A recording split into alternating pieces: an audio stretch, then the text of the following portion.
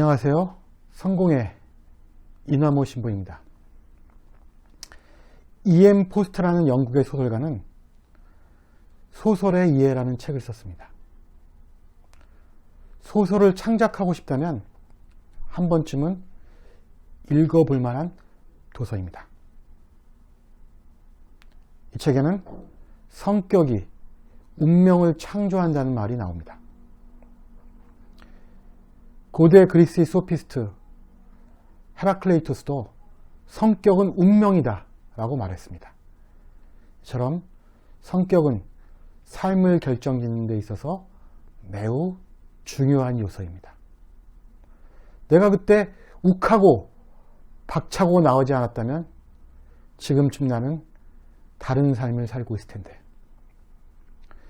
그때 좀 참았더라면 어떻게 됐을까?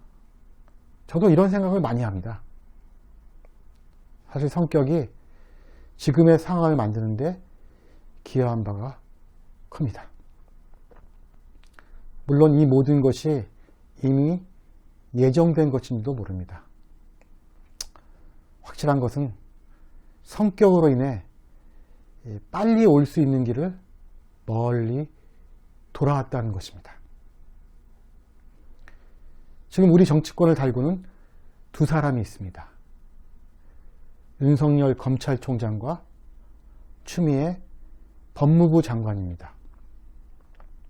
이들은 현재 검찰이 계속 수사권과 기소권을 같이 가지는가, 아니면 두 가지를 분리하느냐의 문제로 힘겨루기를 하고 있습니다.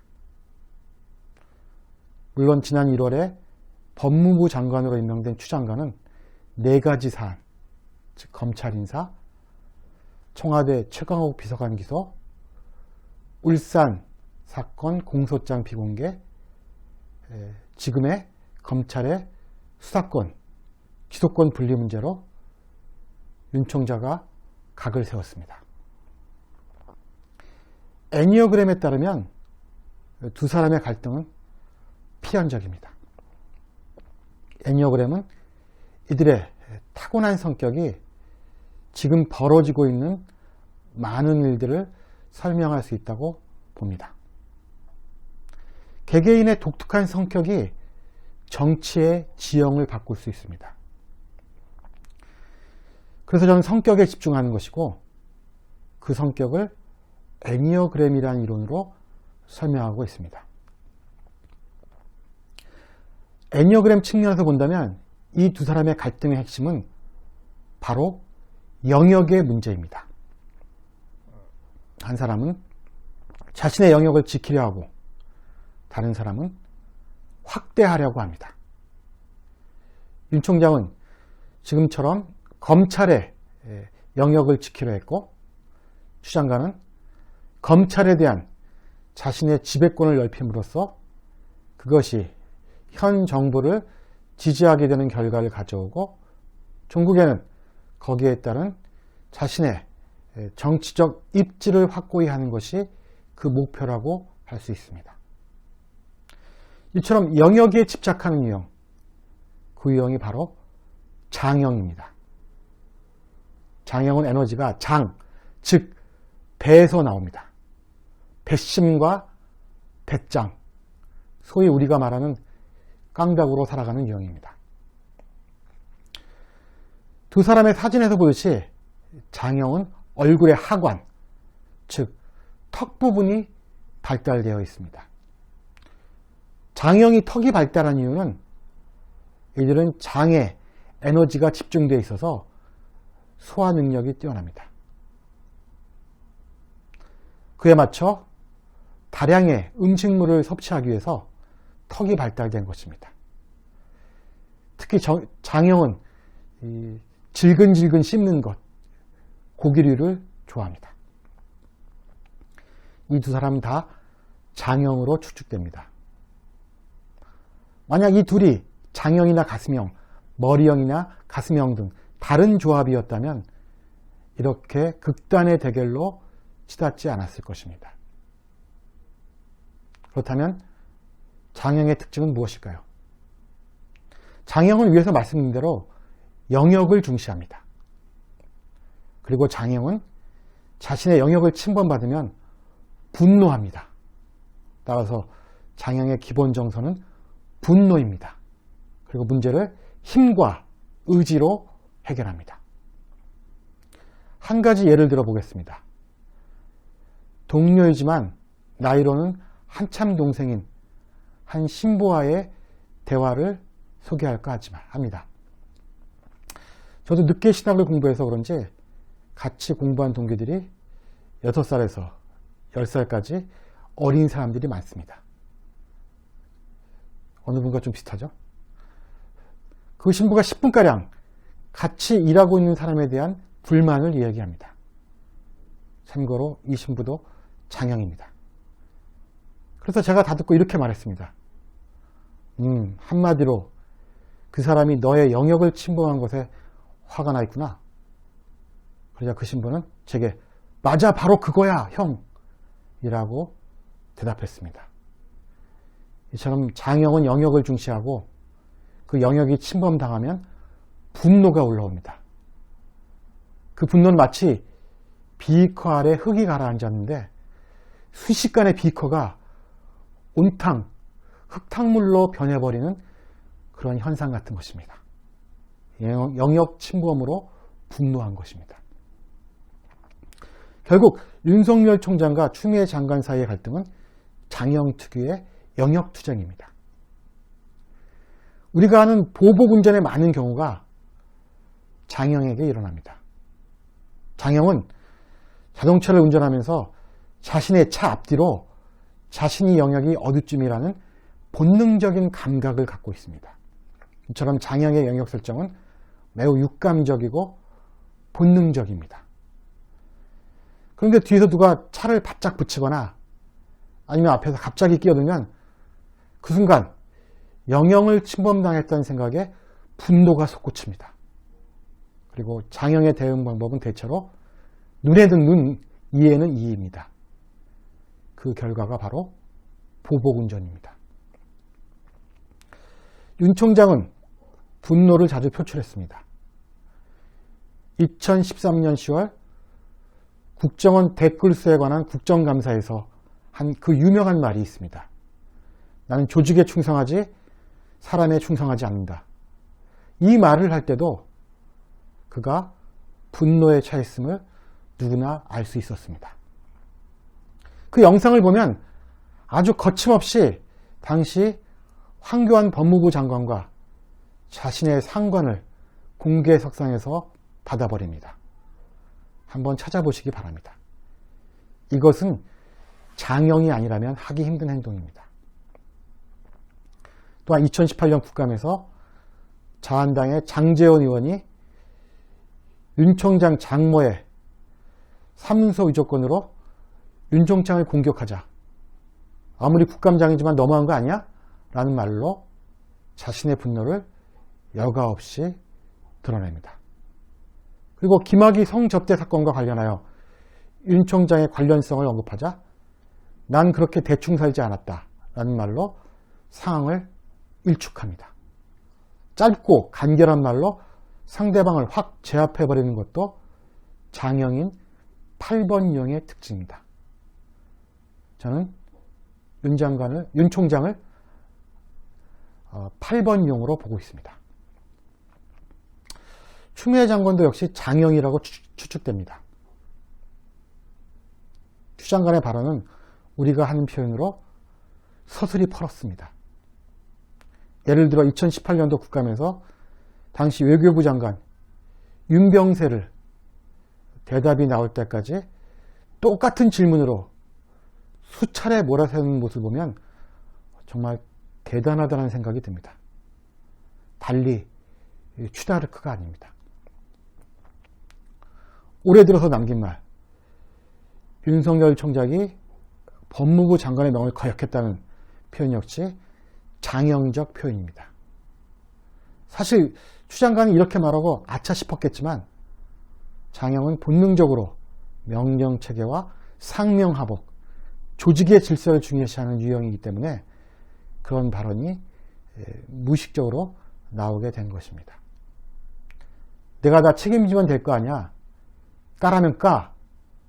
나를 건드리지 않으면 나도 건드리지 않는다. 전부가 아닌 무야. 이런 것들이 바로 장형적 표현인 것입니다. 대부분 영역과 관련된 발언이 많습니다. 또 두 사람은 장형이면서 행동 양식도 똑같은 공격형에 가깝습니다. 그렇다면 장형이면서 공격형 유형은 8유형과 1유형이 있습니다. 공격형은 1번, 3번, 8번 세 유형인데 그 중에 두 유형이 장형에 속한다는 것은 장형이 기본적으로 공격적이라는 사실을 말해줍니다. 장형은 짐승으로 보면 다 맹수에 해당하는 유형이죠. 8유형이 사자나 호랑이 같고 9유형은 곰, 1유형은 좀 더 예민한 독수리나 매 같은 맹금류에 가깝습니다. 윤 총장은 장형이면서 공격형인 8번 유형입니다.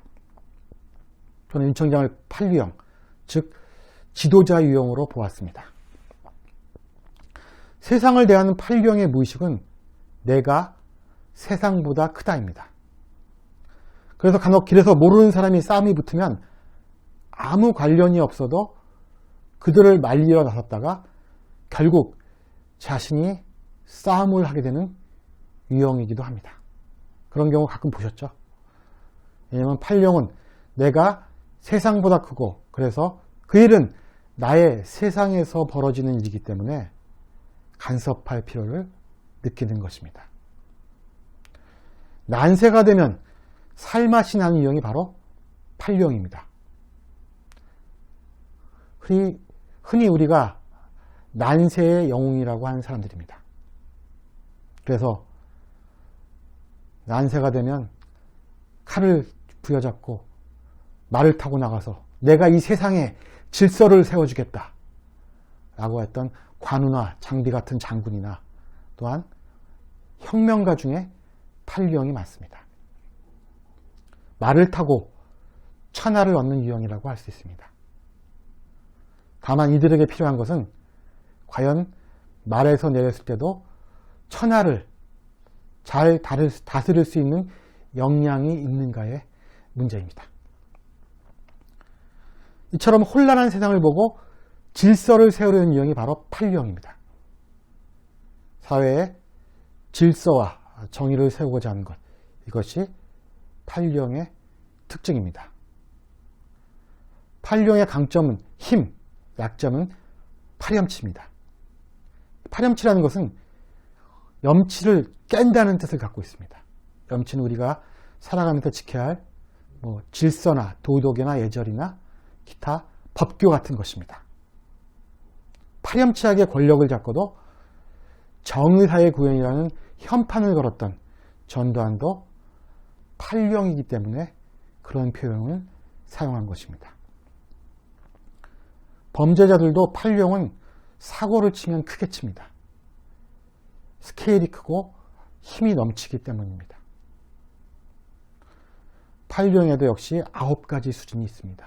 당연히 윤 총장은 전두환보다는 높은 수준의 8유형입니다. 8유형은 또 의리를 중시합니다.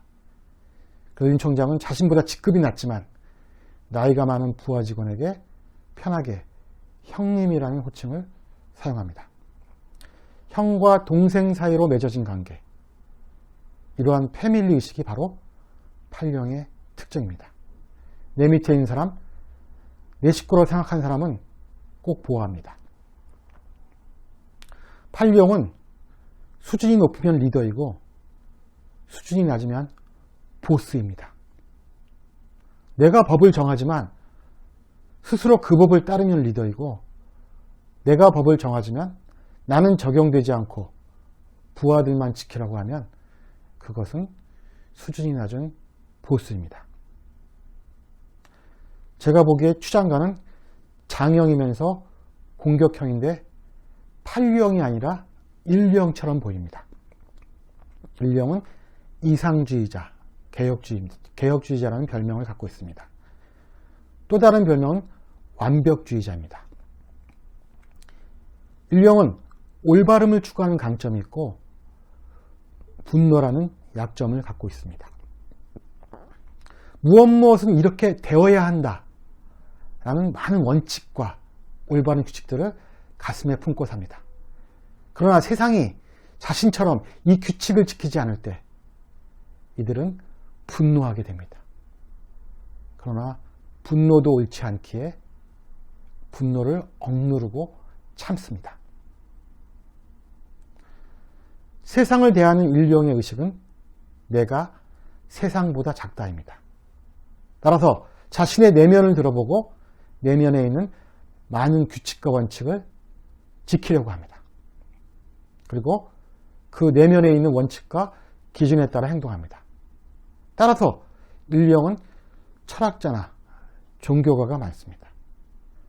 물론 이상사회를 실현하기 위해 노력하는 정치자들도 꽤 있습니다.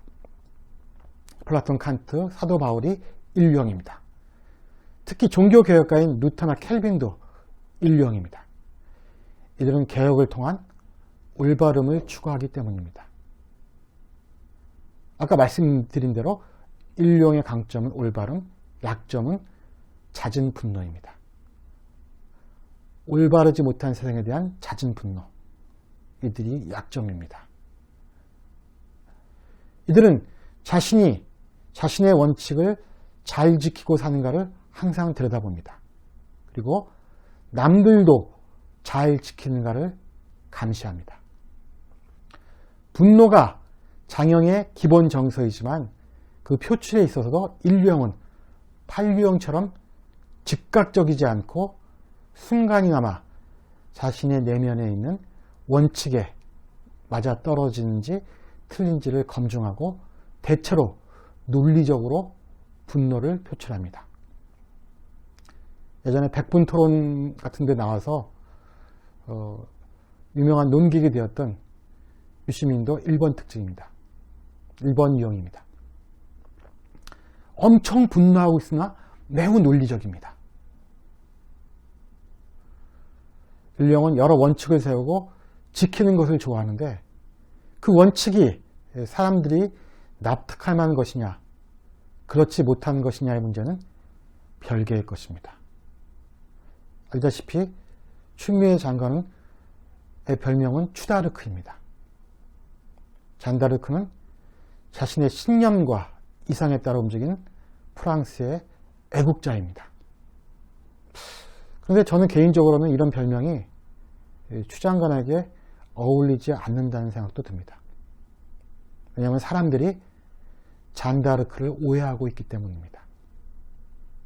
잔다르크는 개인의 신념보다는 하나님의 계시에 의해서 움직인 사람입니다.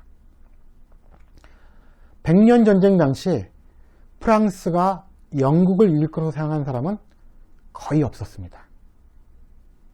그것이 당시 정세를 파악한 객관적이고 논리적인 귀결입니다. 이러한 상황에서 잔다르크는 프랑스가 결국 이길 것이라는 하나님의 계시에 따라 행동했습니다. 사람들은 비웃었습니다. 말도 안 된다고. 모두가 아니라고 했을 때 하나님의 계시에 따라 행동한 잔다르크는 내향적이고 직관적이고 감정적인 유형입니다. 따라서 잔다르크는 사유형인 예술가 유형에 가깝습니다. 예술가들이 그런 삶을 삽니다. 독자 여러분들의 자제분이 예술을 하겠다고 하면 사회를 경험한 부모로서 객관적이고 현실적인 입장에서 춥고 배고픈 일을 왜 하냐고 말릴 것입니다. 자식이 예술가로서 소명을 받은 것은 전혀 고려되지 않을 수도 있습니다. 넌 너무 주관적이고 감정적이야 라고 자식을 채근할 수도 있습니다. 그러나 예술가로 타고난 사람들은 시간이 흐를수록 자신이 부여받은 소명을 하나씩 펼쳐냅니다. 처음에는 개인의 주관적이고 감정적인 것으로 보이지만 그것이 근원적으로 신으로부터 왔다는 직관이 있기에 이런 객관적 상황에 상관없이 차츰차츰 성공할 수 있는 것입니다. 예술가가 젊어서 이름을 떨치는 경우도 있지만 대부분의 예술가는 나이가 들어서 명성을 얻게 됩니다. 잔다르크가 그런 유형이었습니다. 그래서 MBTI에서는 예술가 유형인 INFP를 잔다르크 유형이라고 부르기도 합니다. 그래서 추장관을 추다르크로 부르는 것이 적당한 표현일까라는 생각을 해보기도 했습니다. 다시 일용으로 돌아오겠습니다. 일용은 정말 꼿꼿하게 외길만을 가는 사람들입니다. 외길의 달인들입니다. 제 아내도 일용입니다. 자동차 운전을 하는 걸 보면 항상 2차선만 달립니다. 그래서 저희가 가족들이 이렇게 놀리곤 했습니다. 오직 한 길만을 달리신 외길 김 여사. 그러나 일병의 이런 꼿꼿함이 하나의 제스처로만 남고 실제 내면은 그렇지 않을 때, 즉 본심이나 본질은 그렇지 않을 때 일병이 빠지기 쉬운 함정이 바로 위선인 것입니다. 즉 옳은 일을 하고 남들은 부추기지만 자신은 그렇게 살지 않는 거죠. 성서에 나오는 바리사이파들이 이런 부류입니다. 또한 다수의 사람들에게 인정받지 못하는 자신의 올바름을 지나치게 주장할 때 일령은 독선적이고 오만해지기 쉽습니다. 추장가는 일령의 보통 수준으로 추측됩니다. 말씀드린 것처럼 일령은 이상주의자, 원칙주의자입니다. 자신의 내면에서 나오는 원칙과 신념에 따라 행동합니다. 그런데 그 원칙이 다수의 공감을 얻지 못하는 것이라면 그것은 마치 불가능한 이상을 추구하며 풍차를 공격하는 비현실적인 돈키호테처럼 보일 수 있습니다. 자신이 가지고 있는 원칙과 이상이 다수의 보편적인 공감을 얻지 못할 때 무리한 이상을 추구한 일령은 돈키호테가 되는 것입니다. 그래서 일령은 그 원칙과 목표가 기괴하여 마치 풍차를 향해 돌진하는 돈키호테의 모습을 띌 수도 있고 또는 옥속에 갇혔어도 만세를 부른 지금까지 항일 독립운동의 상징처럼 온 국민의 존경을 받는 유관순 열사나 철학자 칸트처럼 암과 행동이 일치하여 사람들로부터 칭송을 받는 사람도 될 수 있습니다. 근데 지금 추세는 윤석열 총장의 판정승으로 가고 있는 모습입니다.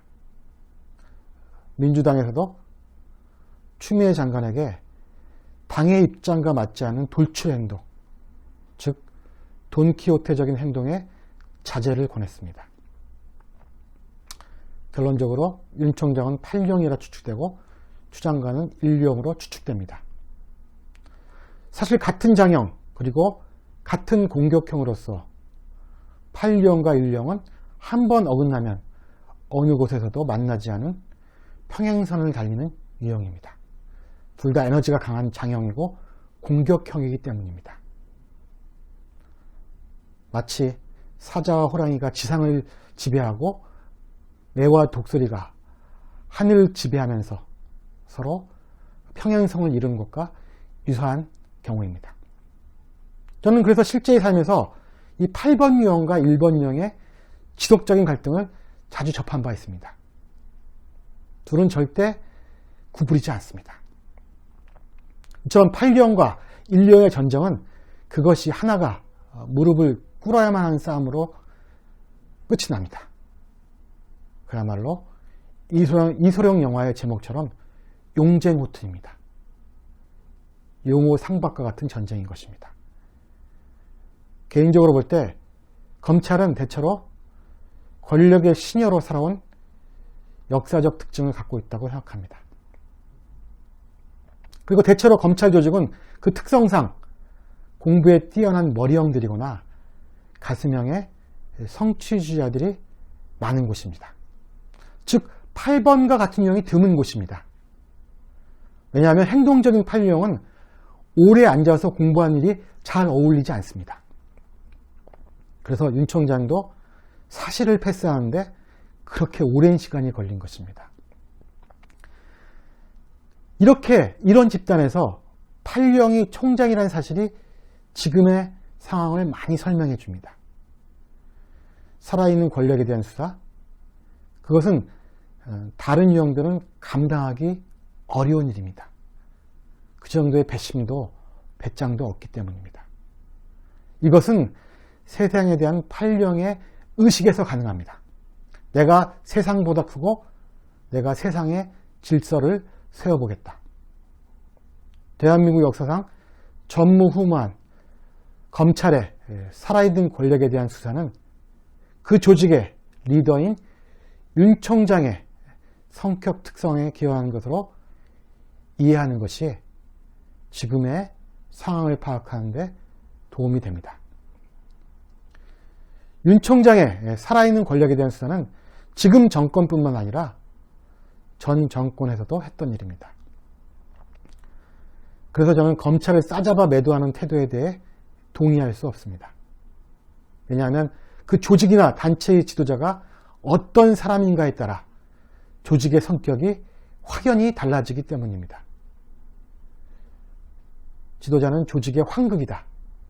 환극이란 우주의 근원인 태극이 구체적인 현장에서, 현실 집단에서 드러나는 것을 말합니다.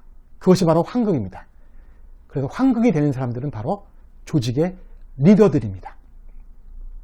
이들이 이 조직의 중심 같은 역할을 말한다고 주역은 말하고 있습니다. 그것은 나중에 기회가 있으면 다시 설명드리겠습니다. 따라서 우리는 어쩌면 이런 유형의 검찰총장을 다시 만나기 어려울 것입니다. 윤 총장은 과연 리더인가 보스인가? 추 장관은 추다르크인가 추키호테인가? 결판의 시간이 다가오고 있습니다. 이상 애니어그램으로 분석한 윤석열 총장과 추미애 장관의 유형이었습니다. 감사합니다. 또 다음 시간에 뵙도록 하겠습니다.